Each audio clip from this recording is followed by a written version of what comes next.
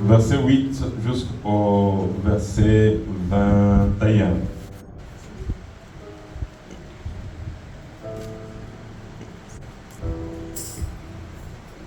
Prenez vos Bibles et nous allons lire ensemble. Vous pouvez suivre la lecture, mais j'aimerais que tu aies ta Bible entre tes mains et en train de suivre la lecture. Et il est écrit, avant que les espions se couchent, Rahab montant vers eux sur les toits. Elle leur dit, l'Éternel, je le sais, vous a donné ce pays. La terreur que vous inspirez nous a saisis, et tous les habitants du pays tremblent devant vous. Car nous avons appris comment, à votre sortie d'Égypte, l'Éternel a mis à sec devant vous les eaux de la mer Rouge, et comment vous avez traité le deux rois des Amoréens au-delà du Jourdain, Sihon et Og, que vous avez dévoués par interdit. Nous l'avons appris et nous avons perdu courage. Et tous nos esprits sont abattus à votre aspect. Car c'est l'Éternel, votre Dieu, qui est Dieu, en haut dans les cieux et en bas sur la terre. Maintenant, je vous prie, jurez-moi, par l'Éternel, que vous aurez pour la maison de mon Père la même bonté que j'ai eue pour vous. Donnez-moi l'assurance que vous laisserez vivre mon Père, ma mère, mes frères, mes sœurs et tous ceux qui leur appartiennent, et que vous nous sauverez de la mort. Les hommes lui répondirent, nous serons prêts à mourir pour vous, si vous ne divulguez pas ce qui nous concerne. Et quand l'Éternel nous donnera le pays, nous agirons envers toi avec bonté et fidélité. 15. Elle les fit descendre avec une corde par la fenêtre, car la maison qu'elle habitait était sur la muraille de la ville. Elle leur dit, allez du côté de la montagne, de peur que ceux qui vous poursuivent ne vous rencontrent. Cachez-vous là pendant 3 jours, jusqu'à ce qu'il soit de retour. Après cela, vous suivrez votre chemin. Ces hommes lui dirent, voici de quelle manière nous serons quittes du serment que tu nous as fait faire. 18. À notre entrée dans le pays, attache ces cordons des fils cramoisis à la fenêtre par laquelle tu nous fais descendre. Et recueille auprès de toi dans la maison ton père, ta mère, tes frères et toute la famille de ton père. Si quelqu'un d'eux sort de la porte de la maison pour aller dehors, son sang retombera sur sa tête et nous en serons innocents.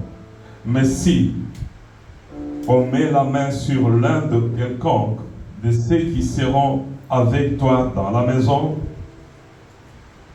son sang retombera sur notre tête.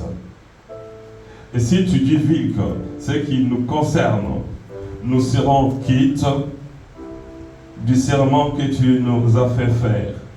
21. Elle répondit, qu'il en soit ainsi selon vos paroles. Elle prit ainsi congé d'eux, et ils s'en allèrent. Et elle attacha les cordons des cramoisis à la fenêtre. Amen. Amen. Je répète le verset 21. Elle répondit, qu'il en soit selon vos paroles. Elle prit ainsi congé d'eux, et ils s'en allèrent. et elle attacha les cordons des cramoisis à la fenêtre. Seigneur notre Dieu, nous sommes en ta présence. Nous voulons, Père,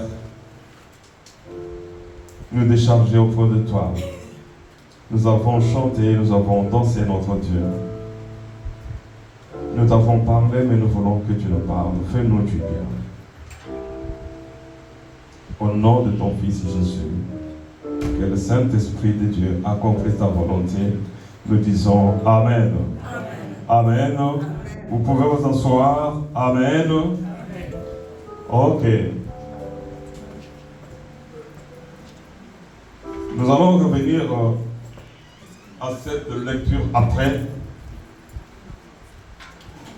Mais nous allons d'abord lire une référence biblique que nous connaissons tous. Il est dans les livres d'Exode, chapitre 12, verset 7. Nous lisons Exode 12, 7 et après nous allons passer au thème de ce matin. Exode 12.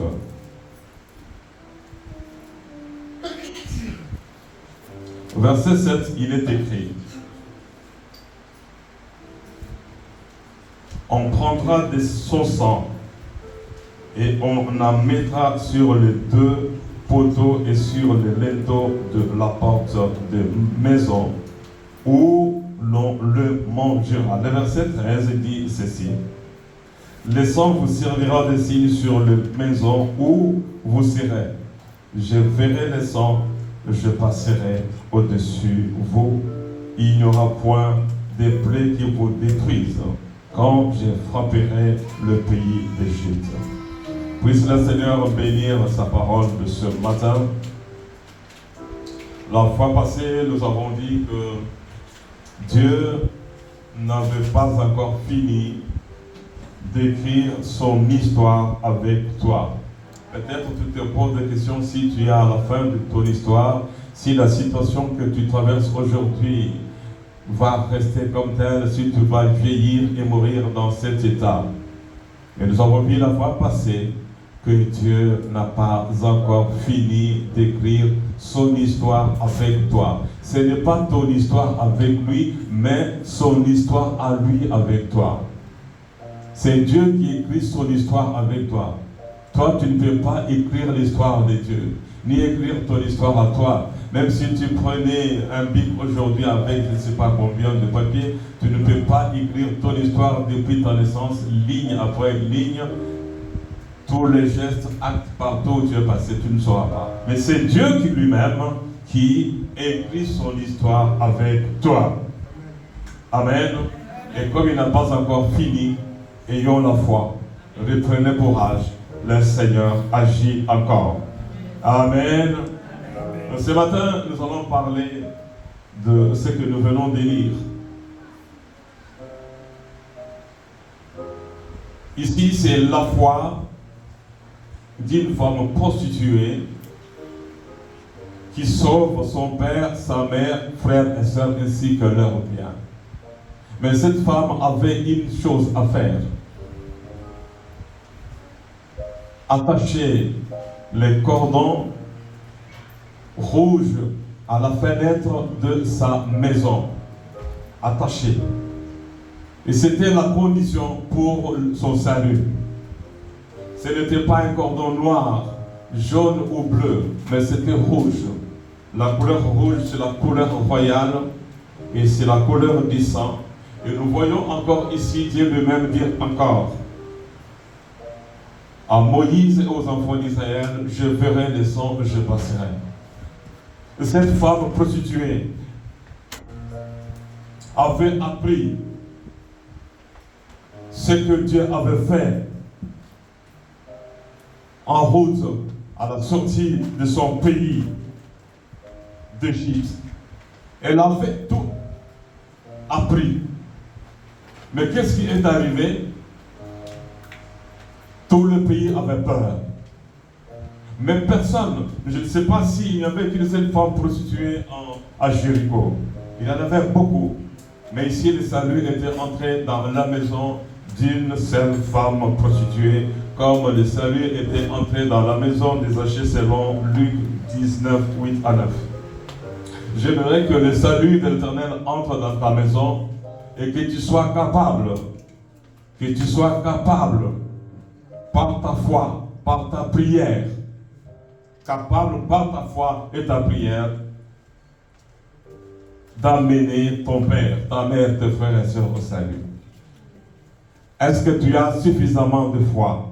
Est-ce que tu as la foi qui peut déplacer les montagnes jusqu'à amener Dieu à sauver ton père, ta mère, tes frères et sœurs? Le salut du père de la femme prostituée Rahab, qui, selon Matthieu chapitre 1, verset 5, était devenue l'une des grands-mères de Jésus-Christ. Et pourtant, Moïse avait dit que le peuple d'Israël ne devait pas épouser une femme étrangère. Comment le même peuple avait changé la loi de Moïse pour prendre en mariage une femme d'abord qui était prostituée?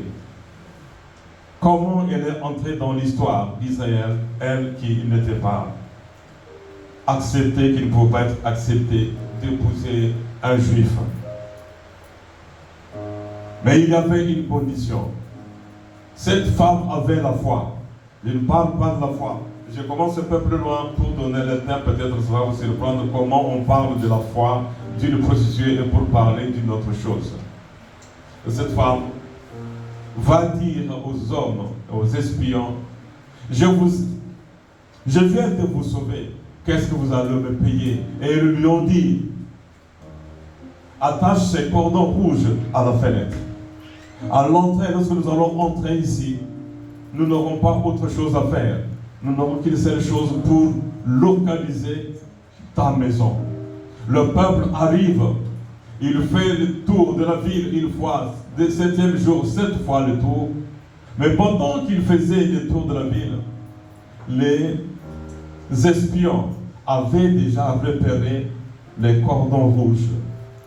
Les cordons rouges. Il passe, il regarde et c'est ici le cordon rouge. La femme qui nous a sauvés est ici. Nous espérons que son père et sa mère sont ici. Et nous allons revenir. Au 7e jour, ils arrivent et un miracle se produit. La maison de cette femme était sur la muraille. Toutes les maisons qui étaient sur la muraille tombent. Les maisons qui n'étaient pas sur la muraille tombent. C'était un mur, je ne sais pas, j'ai oublié l'épaisseur. C'était un mur de plusieurs mètres de largeur. Je pense que plus grand et plus large que la largeur de cette salle. Et la maison de cette femme était sur le mur. Toutes les maisons tombent, le mur tombe, sauf là où était la maison de cette femme. Qui avait dit à cette femme de bâtir la maison sur le mur? Et comment et pourquoi les autres maisons tombent, même les maisons qui étaient sur le mur tombent? Et la seule maison qui était restée, c'était cette maison qui était sur le mur. Pourquoi? Qu'est-ce qui avait fait que la maison résiste et que la maison ne tombe pas? C'est parce qu'il y avait les cordons rouges. Amen. Je laisse un peu cette femme à côté pour aller maintenant en Égypte. Dieu dit, je ferai le sang et je passerai. Il y a le sang qui est rouge et les cordons qui étaient rouges. Le thème de ce matin, c'est le pouvoir et la puissance du sang de Jésus-Christ. Nous parlons du sang de Jésus-Christ parfois avec beaucoup trop de légèreté, parfois sans savoir comment et pourquoi ce sang-là nous sauve et quel est le rôle que fait le sang de Jésus-Christ dans nos vies. Pour relier ces deux lectures au sang de Jésus-Christ, à son pouvoir et à sa puissance, j'aimerais que tu comprennes. Est-ce que le cordon rouge est sur la fenêtre de ta maison? Est-ce que le sang est sur les linteaux et les poteaux de ta maison? Tu peux dire oui. Est-ce que tous les membres de ta famille, par la foi que tu as, Père, est-ce que tu es sûr que si l'ennemi venait frapper aujourd'hui, ta maison va rester debout, ou l'ennemi va entrer et faire ce qu'il fait d'habitude, parce qu'il vient pour voler, égorger et détruire. Je vais aller un peu rapidement parce que là c'était l'introduction. Les cordons rouges avaient sauvé la maison de cette femme, mais non pas seulement la maison, c'était la seule maison qui était restée debout à Jéricho. La seule maison, toutes les maisons étaient détruites. Les hommes, les femmes étaient tués, sauf son père, sa mère, ses frères et sœurs. Tout était brûlé, sauf le bien de son père, de sa mère, frères et sœurs, et ses propres biens aussi. Pourquoi? Parce qu'il avait le cordon rouge. La même chose aussi en Égypte, là où étaient les enfants d'Israël, il avait la vie. J'aimerais que la vie soit dans ta maison et que ton père, ta mère, frères et sœurs soient sauvés grâce à tes prières, grâce à ta foi. Et que par ta foi, que tu amènes ton mari, que tu amènes ta femme, tes enfants au salut éternel. Et surtout, en Égypte, les sang n'avaient pas ôté le péché de ceux qui étaient dans les maisons, parce qu'il avait les ramassis, les Égyptiens qui avaient fui la mort, qui s'étaient cachés chez les Juifs. Et leur péché n'était pas ôté. Même le péché d'Israël, le peuple hébreu, leur péché en Égypte n'était pas ôté. Mais ils étaient tout simplement protégés par le sang. Mais nous sommes non pas seulement protégés par le sang, mais nous allons voir ce que le sang de Jésus-Christ a le pouvoir et la puissance de faire dans nos vies. Parfois nous disons, oh, le sang de Jésus, nous chantons pour chanter, mais peut-être sans comprendre le pouvoir et la puissance du sang de Jésus-Christ. Il a plein de choses, je ne sais pas si j'aurai le temps de terminer ce que j'ai à dire aujourd'hui. Nous pouvons découvrir la première chose, le premier pouvoir. Pourquoi cette étude? C'est pour donner l'assurance à celui qui a péché, à celui qui a peur, à celui qui croit qu'il est abandonné, à celui qui croit que son péché est impardonnable. Mais bien sûr, cela ne te parle pas vide dans ma tête. Il y a trois péchés. Si tu les commets, ça très bien que tu ne seras pas pardonné, même si le sang de Jésus-Christ a le pouvoir et la puissance de faire ce que nous allons faire aujourd'hui. D'abord, je devrais dire trois choses. Les péchés que le sang de Jésus-Christ n'efface pas. Les péchés contre le Saint-Esprit. Blasphémer. Tu vois les miracles que le Saint-Esprit fait, tu dis non, c'est de la magie, ce n'est pas le Saint-Esprit. Et si tu as cette habitude-là d'écouter de tout ce que le Saint-Esprit fait, sache très bien qu'il y a trois péchés que le sang de Jésus-Christ ne pardonne pas, n'ôte pas, ne justifie pas. Tu les commets, tu as perdu. J'aimerais les souligner avant d'aller un peu plus loin aujourd'hui.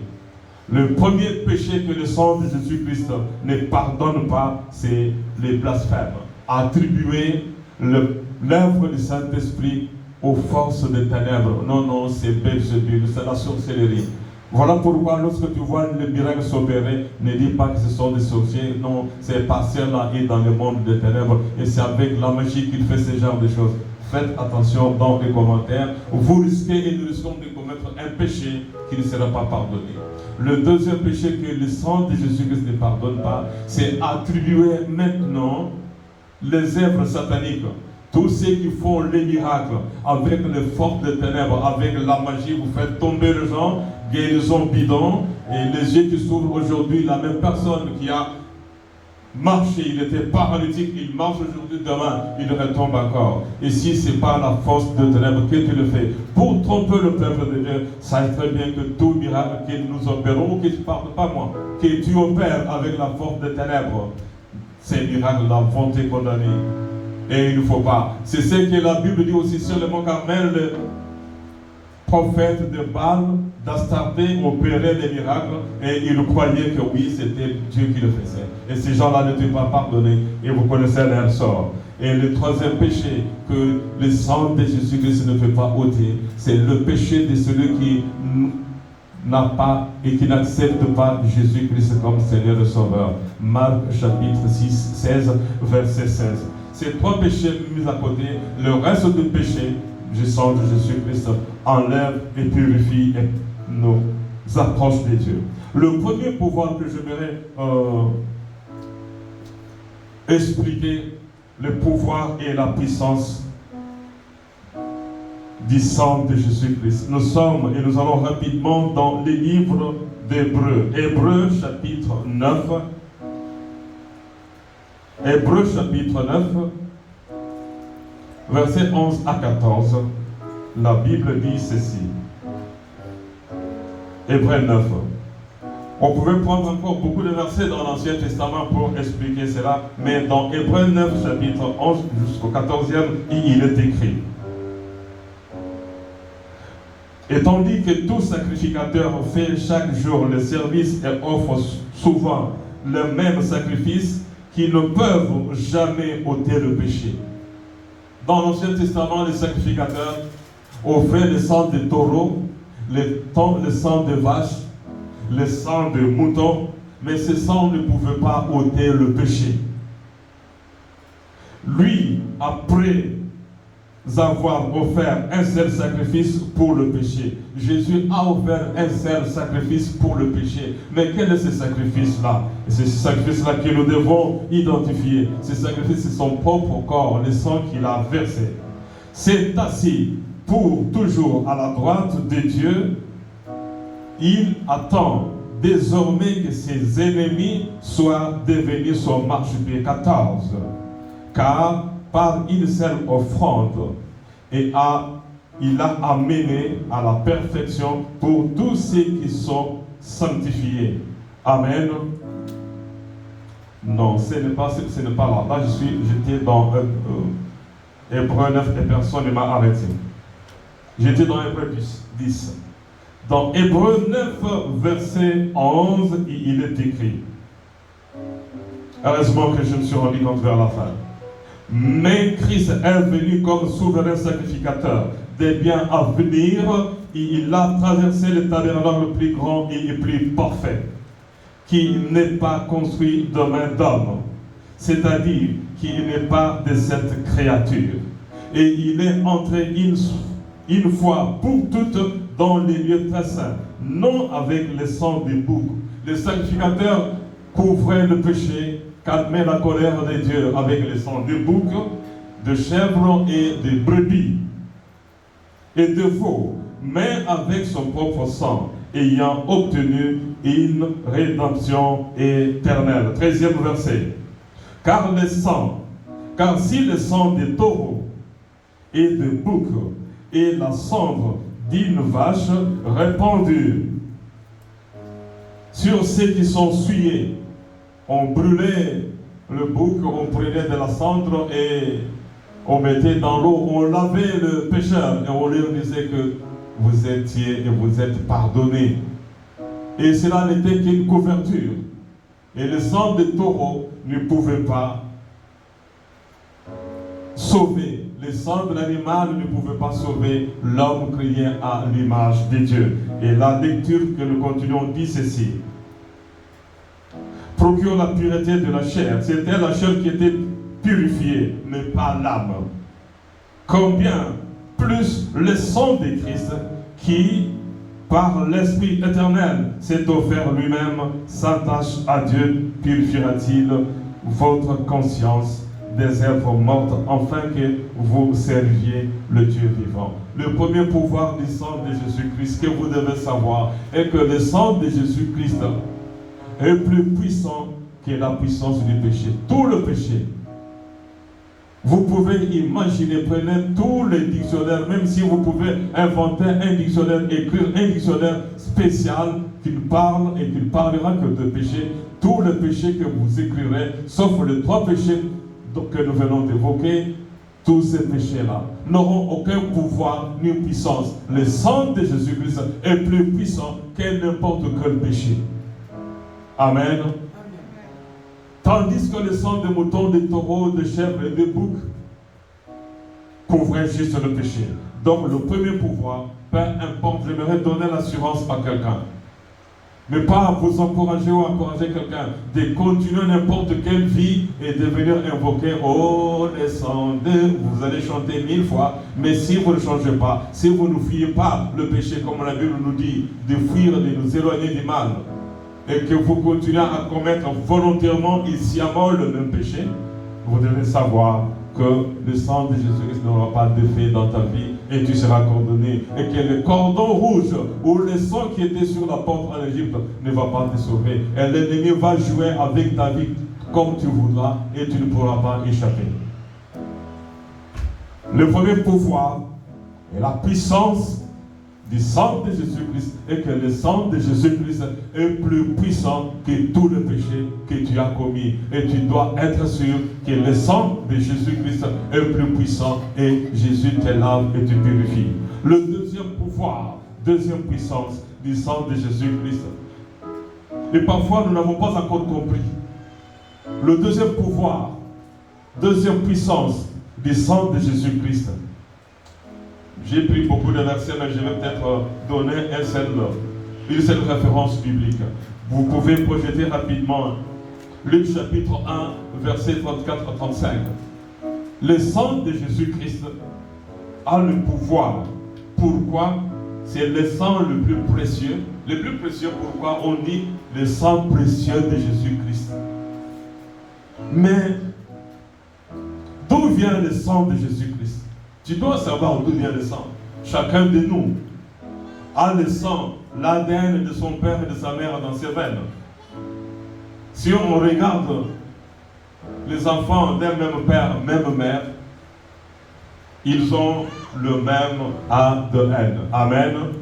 On doit voir que oui, c'est le sang, une partie de maman, une partie de papa. Mais dans Luc chapitre 1, verset 34 à 35, si c'est déjà projeté, Marie dit à l'ange, comment cela se fera-t-il, puisque je ne connais point d'homme? L'ange lui répondit, le Saint-Esprit viendra sur toi, et la puissance du Très-Haut te couvrira de son ombre. C'est pourquoi le Saint-Enfant qui naîtra de toi sera appelé Fils de Dieu. Fils de Dieu, c'est l'Esprit de Dieu, le pouvoir, le sang de Jésus-Christ a le pouvoir et la puissance d'ôter le péché. Pourquoi? Parce que c'est le sang de Dieu lui-même. Dans le sang de Jésus-Christ, dans le corps de Jésus-Christ, il n'y avait même pas un centilitre du sang de sa mère. C'est là le mystère. Et s'il avait le sang de sa mère, là, ceux qui disent que Sainte Vierge Marie sauve-nous auront raison parce que Marie a une part, un pouvoir sur notre salut. Amen. Il n'y avait rien. Marie était tout simplement, comment je dirais-je, une couveuse qui a pris le corps du Fils de Dieu. Il n'y avait rien de Marie, rien de Joseph. D'ailleurs, nous mettons Joseph à 1000 km de Jésus. Mais Marie était tout simplement une couveuse. On peut dire une pondeuse. Mais il pond l'œuf qui n'avait rien de lui, d'elle. Voilà pourquoi le sang de Jésus est le sang le plus précieux qui ôte nos péchés. Parce que c'est le sang de Dieu lui-même. Voilà pourquoi Jésus n'avait pas commis de péché. Jésus n'a eu pas même un millilitre du sang d'Adam depuis Adam jusqu'à sa naissance. Il n'y avait rien. Le pouvoir et la puissance du sang de Jésus-Christ. J'aimerais ici donner l'assurance.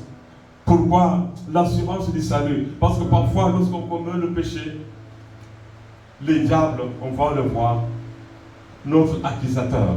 Vous pouvez vous poser la question, les diables t'accusent où? Les diables t'accusent au ciel. Il dit, tu vois ce qu'il a fait? Et les diables t'accusent dans ton propre corps, dans ta propre conscience. Il te rappelle ce que tu as dit. Il te rappelle ce que tu as fait. Il te montre même là où tu étais. Il va te dire, toi, tu n'es pas pardonné. Il t'accuse. Amen. Les diables vont t'accuser. Mais voilà pourquoi nous parlons aujourd'hui du pouvoir et de la puissance du sang de Jésus-Christ de Nazareth. Le sang de Jésus-Christ a le pouvoir et la puissance d'ôter nos péchés. Voilà pourquoi il est écrit dans Jean 1,29, l'agneau de Dieu qui ôte le péché du monde. Amen. Car Dieu a tant aimé le monde. Jésus est l'agneau de Dieu qui ôte le péché du monde. Mais pas de tout le monde, mais le péché de ceux qui croient en lui. Qui croient que son sang est puissant et que son sang lave, purifie. Amen. Amen. Le sang de Jésus est plus que la gomme. Si vous savez, il y a parfois le correcteur. Le tupex, voilà, ça fait longtemps qu'on a utilisé ça. Il a le tupex, vous pouvez faire ça. Mais si vous enlevez le tupex, vous allez voir à l'intérieur ce que tu as couvert. Mais pas avec le sang de Jésus-Christ. Le sang de Jésus-Christ nous purifie de tout péché.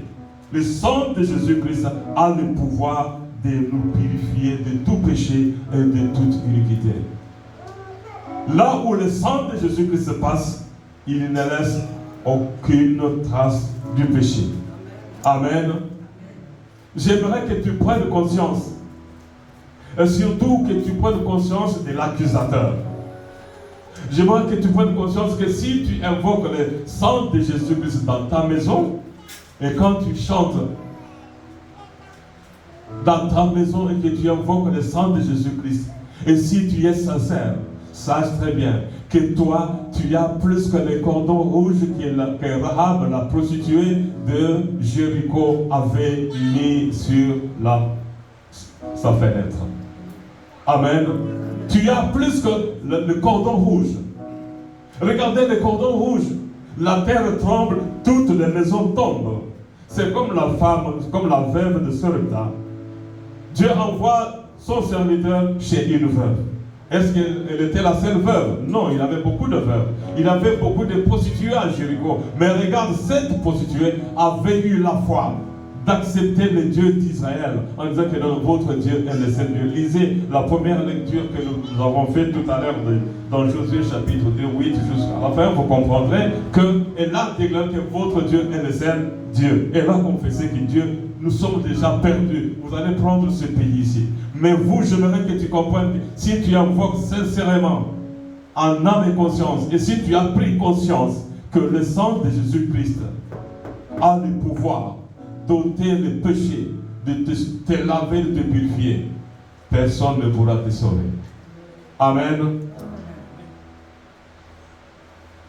Nous lisons ceci dans 1 Jean, d'abord dans 1 Pierre. J'aimerais que vous compreniez, et cela de façon claire. 1 Pierre, chapitre 1, verset 18, il est écrit: vous savez que ce n'est pas par des choses périssables. L'argent ne va pas te sauver. Le sang de mouton est périssable, le sang de taureau périssable. L'or est périssable. Par de l'argent ou de l'or que vous avez été racheté de la vaine manière de vivre que vous aviez hérité de vos pères, mais par le sang précieux de Christ, comme d'un agneau sans défaut et sans tache. Le verset qui suit dit quoi? Oui, jusqu'au verset 19e. Je peux aller jusqu'au verset 20 qui dit ceci: prédestiné avant la fondation du monde, il fut manifesté à la fin des temps à cause de vous. Le sang de Jésus-Christ a été versé à cause de vous. À cause de vous signifie quoi? À cause des péchés que nous avons commis. Dieu savait très bien qu'Adam et Ève allaient tomber dans le péché. Voilà pourquoi il avait immolé l'agneau avant même que Adam et Ève ne tombent dans le péché. Jésus-Christ de même a donné sa vie, est mort sur la croix de Golgotha avant que tu ne viennes au monde. Donc, il a déjà payé la dette de péché que tu as commis, que tu commets et que tu commettras, mais pas de péché que tu commettras volontairement. Parce qu'il y a des hommes, il y a une différence entre commettre un péché et vivre dans un péché ou dans un état de péché. Amen. Amen. J'aimerais dire à quelqu'un qui est accusé ou qui s'accuse lui-même qu'il y a moyen d'être sauvé. Si Dieu avait sauvé Barabbas le meurtrier, il peut aussi, à cause de l'œuvre de la croix, sauver toutes les femmes meurtrières d'aujourd'hui qui ont mis fin au bébé dans leur ventre. Avant de condamner le sorcier, mais toi-même tu es sorcière, tu as immolé l'enfant qui était dans ton ventre. Et même l'homme qui t'a encouragé de le faire est lui aussi plus que Barabbas. Mais malgré toutes ces choses, Jésus savait bien que tu allais le faire. Et voilà pourquoi il dit, quiconque invoquera le nom du Seigneur Jésus sera sauvé. J'aimerais parler aujourd'hui du sang de Jésus, parce que souvent, avec nos belles voix, Dieu n'a pas besoin de nos voix magnifiques. Il a besoin de ce que nous ressentons lorsque nous parlons de son sang. Amen. Amen. Amen. Vous êtes parfois, vous émergez du CPS. Si on vous dit que la facture est payée par le CPS, je ne pense pas que vous irez encore dire, ah oui, messieurs les pharmaciens, les médicaments m'ont coûté 200 €, et je n'ai que 20, je vais payer par tranche. Non, il va te dire, le CPS a déjà payé. Jésus a déjà payé aussi le pouvoir et la puissance du sang de Jésus-Christ. Amen. Le sang de Jésus-Christ est une alliance entre Dieu et nous, entre Dieu et toi. Amen. Dieu, en faisant couler, en pissant lui-même son Fils, parce qu'il est écrit, il a été frappé par son propre Père. Le sang de Jésus-Christ a le pouvoir. C'est une alliance. Nous entrons dans l'alliance entre nous et Dieu. Dieu a une alliance entre lui et son Fils qu'il a envoyé pour ôter nos péchés. Et si nous entrons maintenant dans l'alliance de Jésus-Christ, et vous allez comprendre ce que Jésus dit, le sang de Jésus-Christ est une alliance entre Dieu et toi. À moins que toi-même tu sors de cette alliance. Mais si tu acceptes cette alliance, accepte et crois que le sang de Jésus-Christ a le pouvoir et la puissance de te sauver. Amen. Avant de chercher les miracles sont magnifiques. Les miracles sont magnifiques, bénéfiques et très importants dans les ministères et dans l'Église. Avant de chercher toutes ces choses, Jésus nous donne un conseil en disant, cherchez premièrement le royaume des cieux. Nous lisons dans Matthieu chapitre 26, là où vous allez voir que le sang de Jésus-Christ est une alliance. Est-ce que tu acceptes l'alliance? Jésus nous propose une alliance. Et avec cette alliance, on ne signe pas avec le pic. Vous savez que il y a les hommes et les femmes, voire même dans la franc-maçonnerie, dans le monde des ténèbres, dans des loges, ils signent des pactes avec le sang. Ils se blessent. Il y a même certaines femmes, certains hommes, dans leur couple, ils se blessent. Et ils demandent à la femme de sucer le sang. La femme se blesse, il donne son sang à l'homme, il dit juste à ce que la mort le sépare. C'est une alliance. Mais si vous avez déjà signé ce genre d'alliance, il y a l'alliance de Jésus-Christ qui est capable d'annuler toutes les alliances que vous avez déjà signées. Vous les avez signées dans l'ignorance. Et les autres même mettent même leur sang dans un verre. Et ils boivent. Ils ont signé l'alliance. Mais nous avons une alliance magnifique. Matthieu chapitre 26. Ne signe pas n'importe quelle alliance, mais accepte l'alliance de Jésus-Christ. Qu'il a signé. Il a signé avec quoi? Il a signé non pas avec un bic rouge, pour corriger les fautes. Lorsque nous étions dans l'enseignement, même à l'école primaire, le maître corrigeait le dicté ou les interrogations examens avec le bic rouge. Je ne sais pas pourquoi. Mais ici, écoutez l'alliance. Le sang de Jésus-Christ a le pouvoir et la puissance de nous protéger parce que c'est une alliance entre Dieu et nous. J'aimerais que tu comprennes cela et que surtout que tu l'acceptes. J'aimerais qu'à partir d'aujourd'hui, chaque fois que tu parleras ou que tu entendras parler du sang de Jésus, que tu saches que le sang dont on parle a le pouvoir et la puissance de me sauver. Amen. Et je vais arriver quelque part. Je vais arriver quelque part.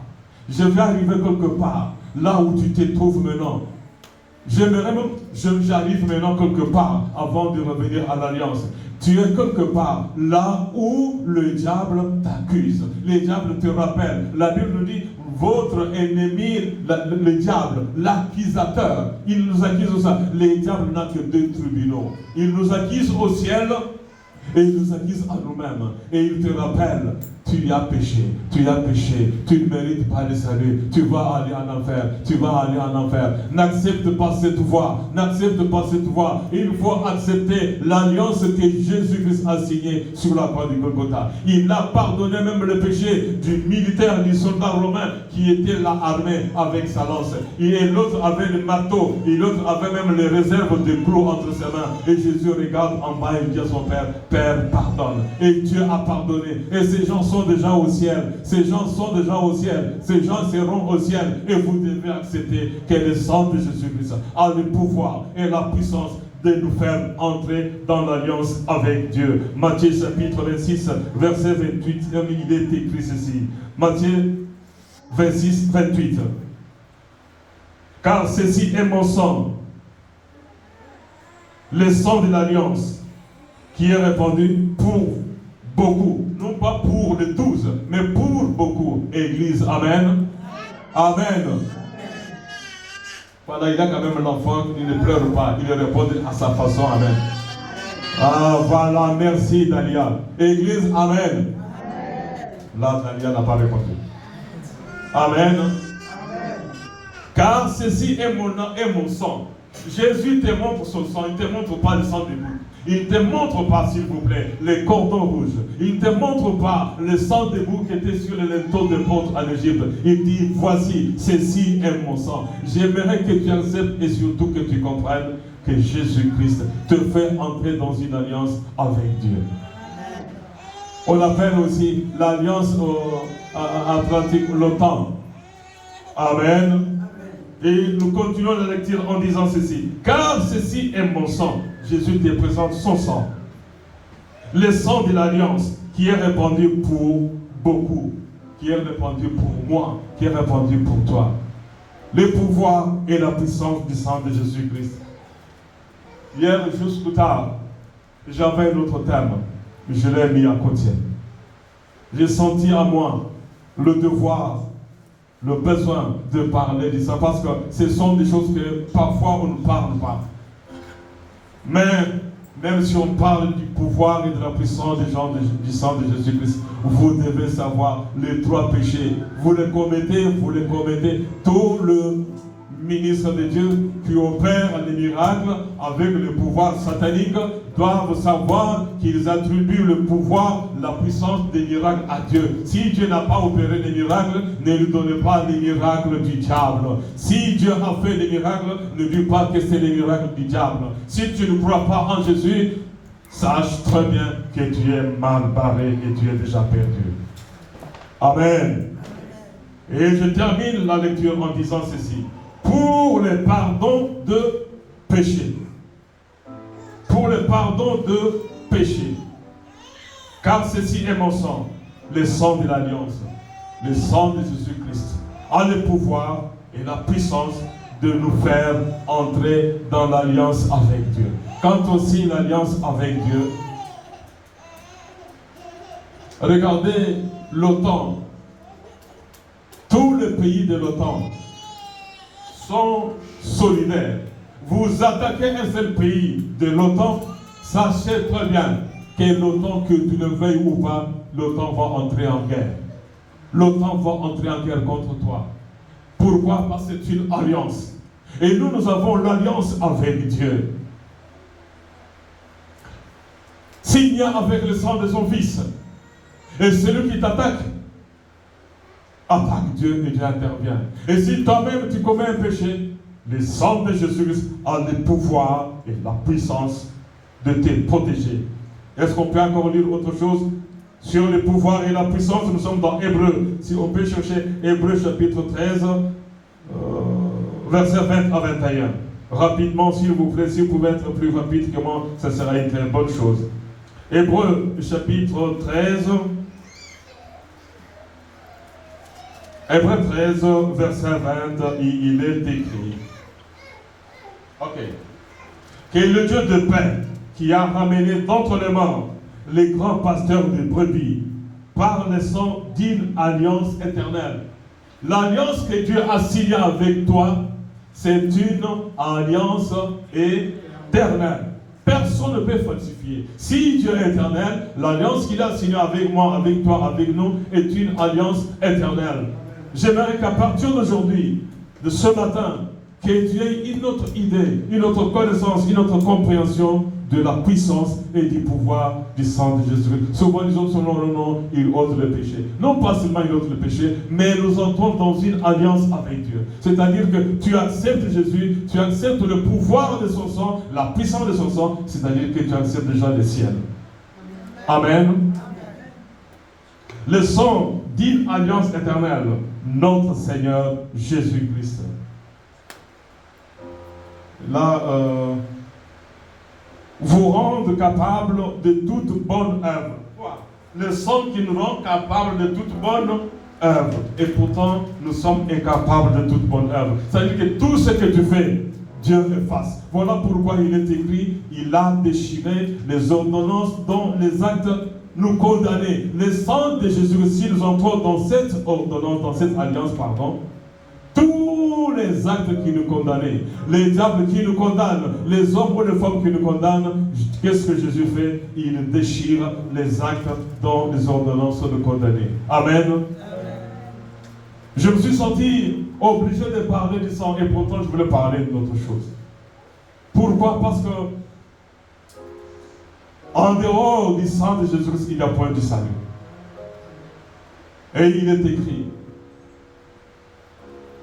les bonnes œuvres pour l'accomplissement de sa volonté et fasse en vous ce qui est agréable par Jésus-Christ, auquel soit la gloire au siècle des siècles. Amen. Le sang de Jésus-Christ est une alliance. Amen. C'est une alliance. Est-ce que tu as signé l'alliance avec Dieu? Dans le mariage, l'homme et la femme signent leur alliance. Et parfois, ils le disent et après ils se trahissent. Ils vont dire jusqu'à ce que la mort nous sépare. Non, non pas jusqu'à ce que la mort nous sépare, jusqu'à ce qu'une copine nous sépare, jusqu'à ce qu'un homme nous sépare, jusqu'à ce que l'argent nous sépare, jusqu'à ce que la maison nous sépare, jusqu'à ce que l'héritage nous sépare. Non, nous c'est un héritage. Vous êtes là? Alléluia. J'aimerais que tu comprennes le pouvoir et la puissance du sang de Jésus-Christ. Peu importe ce que tu as fait. Refuse l'accusation. Le diable t'accuse, il va au tribunal au ciel et il entre dans le deuxième tribunal dans ton propre cœur. Tu sais ce que tu as fait? Tu vois? Toi, tu ne mérites jamais le salut. Toi, tu ne seras jamais sauvé. Toi, tu ne peux pas. Les hommes vont parler. C'est comme la femme adultère. Elle est là, elle pleure.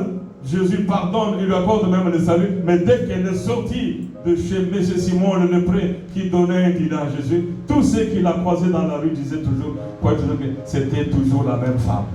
Ce n'était pas la même femme. Amen. Ce n'était pas la même femme. Elle venait d'être pardonnée, elle venait d'être sauvée.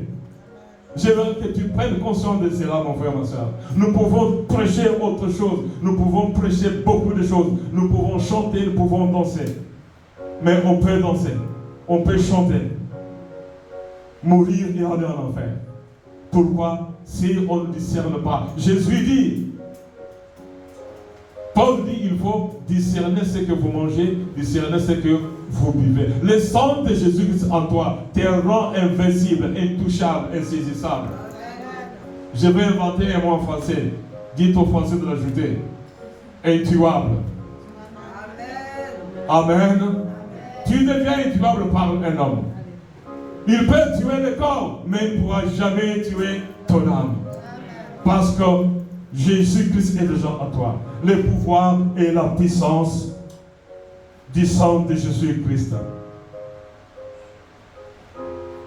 Ce que nous savons, bon, c'est facile. Hein? Le sang de Jésus-Christ a le pouvoir et la puissance de nous accorder le pardon de nos péchés. Ça, c'est tout ce que nous savons. Mais je vais encore aller, je ne sais pas si j'ai noté ça quelque part, ou bien si j'ai oublié de noter.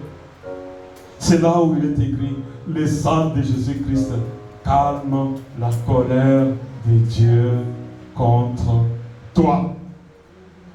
Amen.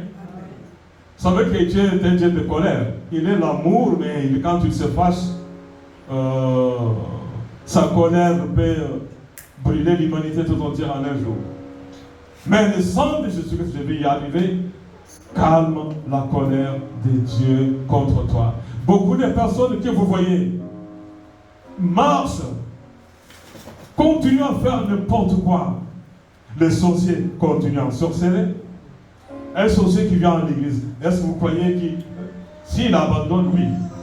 Mais s'il n'abandonne pas et il continue à sorceller à l'église, donc il ne croit pas. Il sera condamné et il est déjà condamné. Un magicien qui est à l'église, un franc-maçon qui va à l'église et qui n'abandonne pas la franc-maçonnerie, vous croyez qu'il croit? Non. Il vient à l'église, mais il n'est pas dans la présence de Dieu. Amen. Il y a une différence entre aller à l'église et être dans la présence de Dieu. Amen. Le sang de Jésus a le pouvoir de nous accorder le pardon de nos péchés et d'ouvrir pour nous la porte du ciel. Nous lisons cela dans Jean chapitre 6, 53-58. Jean chapitre 6. Amen.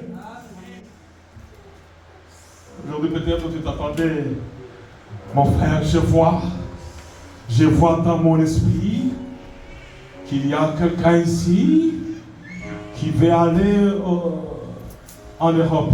Je vois en mon esprit quelqu'un qui fait le démarche pour le visa. Et s'il a espéré lever la main, tous ceux qui sont là-bas font le démarche pour venir ici. Il ne faut pas, ce n'est pas le seul frère, ce n'est pas ça la prophétie. Ce n'est pas ça la prophétie. Je vois dans mon esprit un étudiant qui a des soucis. Oh non, tous les étudiants ont des soucis.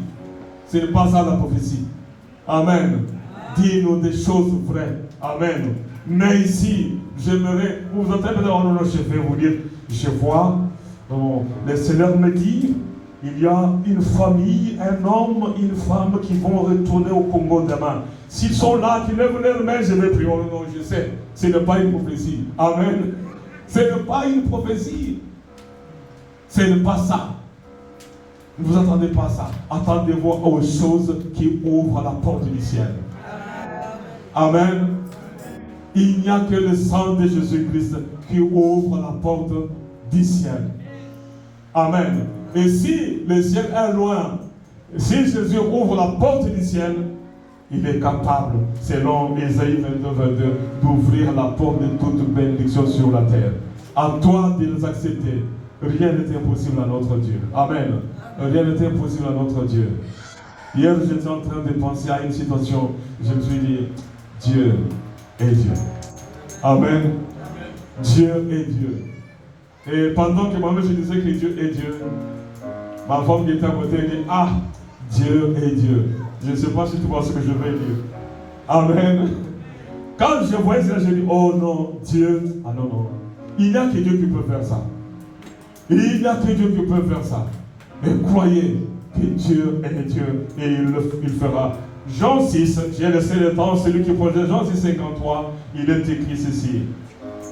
Jésus leur dit, en vérité, je vous le dis, si vous ne mangez la chair du Fils de l'homme, et si vous ne buvez son sang, vous n'avez point la vie en vous-même. Waouh! Le sang de Jésus-Christ est un breuvage. Tu dois accepter que si tu crois au pouvoir, à la puissance du sang de Jésus-Christ, tout breuvage empoisonné ne te fera aucun mal. On peut t'empoisonner, ne te fera aucun mal. Je vais ouvrir une petite parenthèse. C'est plein de fois.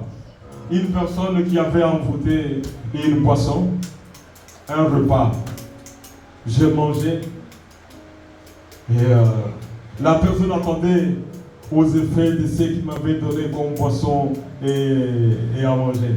Et c'était nul et sans effet. Amen. Pourquoi? Parce que celui qui est en moi ne peut pas accepter qu'une autre personne vienne le déloger. Tu dois accepter que le sang de Jésus-Christ est un breuvage. Si ce sang-là est en toi, aucun poison, d'abord, tu deviens immangeable. Dites aux Français d'ajouter un autre mot. Tu deviens immangeable.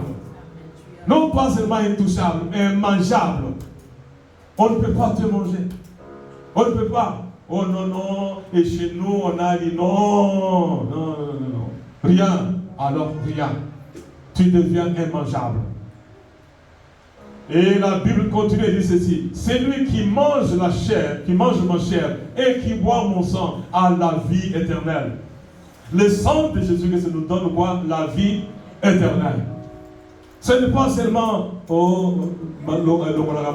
la vie éternelle. Si tu crois au pouvoir, à la puissance du sang de Jésus-Christ, sache très bien que tu es déjà sur le chemin du ciel. Amen. Je ne peux pas ici poser la question qui veut aller en enfer. Si tu lèves la main, c'est ton problème. Mais qui veut aller au ciel? Je sais que c'est tout le monde, je n'ai pas besoin de vous poser cette question. Nous voulons tous aller au ciel. C'est la volonté de Dieu. C'est la volonté de Jésus-Christ. C'est la volonté de Jésus dans l'alliance qu'il a signée avec nous. À la vie éternelle. Et je les ressusciterai au dernier jour. Le sang de Jésus a le pouvoir. Amen. Quel pouvoir?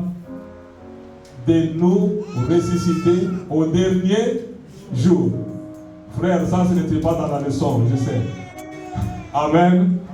Ce n'était pas dans l'étude biblique. Non, laissez.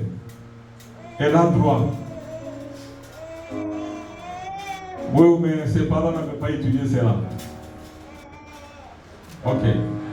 Le sang de Jésus-Christ va nous a le pouvoir de faire quoi? De nous ressusciter au dernier jour. Voilà pourquoi tu dois accepter. Voilà pourquoi tu dois accepter. Si le sang de mouton avait sauvé même les ramassis qui étaient dans les maisons des enfants d'Israël en Égypte, si le cordon rouge avait sauvé le père, mère, frère et soeur qui étaient dans la maison d'une prostituée, et alors et surtout que cette maison était restée debout. Lisez, vous allez comprendre. Cette maison était sur le mur. Amen. Ce n'était pas la seule maison qui était sur le mur.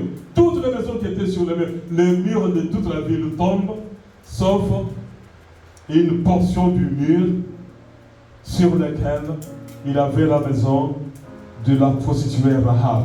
Amen. Et selon les études archéologiques, les autres disent que c'était un mur presque de 30 mètres de largeur. Mais personne n'est sûr. Mais on dit que certaines places, on trouve ces sites-là, on trouve la largeur de plusieurs dizaines de mètres. Voilà pourquoi il avait une maison de cette femme-là. Mais qui avait dit à cette femme-là d'avoir les cordons rouges à la maison? Qui lui avait dit d'avoir les cordons rouges à la maison? Est-ce que le sang de Jésus, est-ce que tu es sûr que si Jésus venait aujourd'hui, mon frère, ma soeur, ta femme, ton mari, tes enfants vont échapper à la mort? Imaginez-vous si le père de la femme prostituée de Jéricho était dehors en disant: toi, je te connais, prostituée que tu es. Toi, tu crois que tu peux aller au ciel? Toi, tu me dis de venir chez toi. Tu crois que toi, tu peux aller au ciel? Tu vas sur qui t'a dit? Oh papa, j'ai vu. Non. Si le père, la mère, le frère et la soeur étaient dehors, ils allaient mourir. Tous ceux qui sont en dehors du sang de Jésus-Christ, dans ta famille, dans nos familles, ceux qui ne veulent pas accepter Jésus-Christ comme Seigneur et Sauveur, c'est leur problème. Voilà pourquoi il faut demander, il faut gêner et prier pour ton père, ta mère, frère et soeur. Et il faut avoir l'amour de cet homme qui était déjà dans le feu et qui dit: Abraham, s'il te plaît, est-ce que tu peux envoyer Lazare prêcher la bonne parole à mes frères qui continuent à mener la vie que je menais? Cet homme-là savait très bien que ses 5 frères qui étaient vivants étaient des pécheurs professionnels. Et il avait quand même pitié d'eux, qu'ils ne viennent pas ici. Les pouvoirs et la puissance du sang de Jésus-Christ.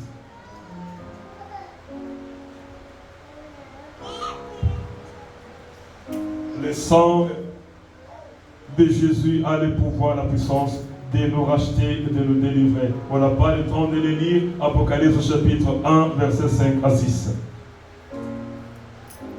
Vous pouvez noter. 1, 5, 6.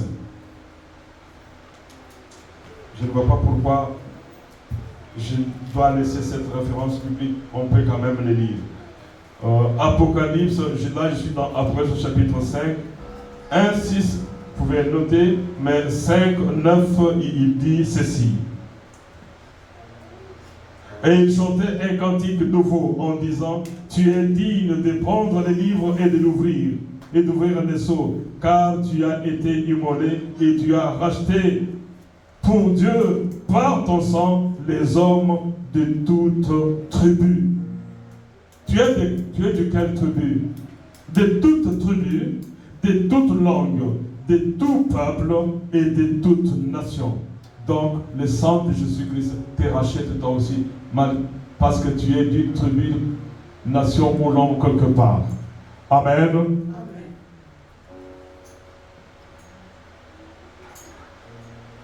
Le sang de Jésus-Christ nous donne la paix, le pouvoir et la paix.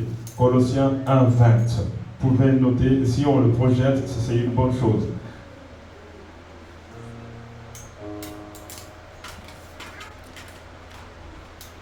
J'ai l'impression que je n'avais pas noté là où il est écrit, le sang de Jésus-Christ calme la colère de Dieu. C'est resté sur le bouillon.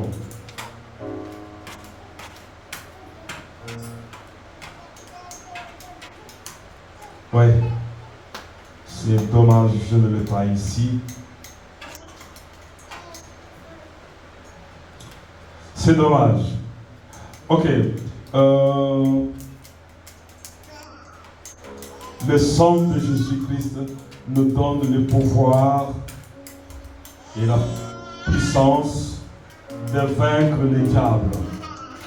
Apocalypse 12, verset 11.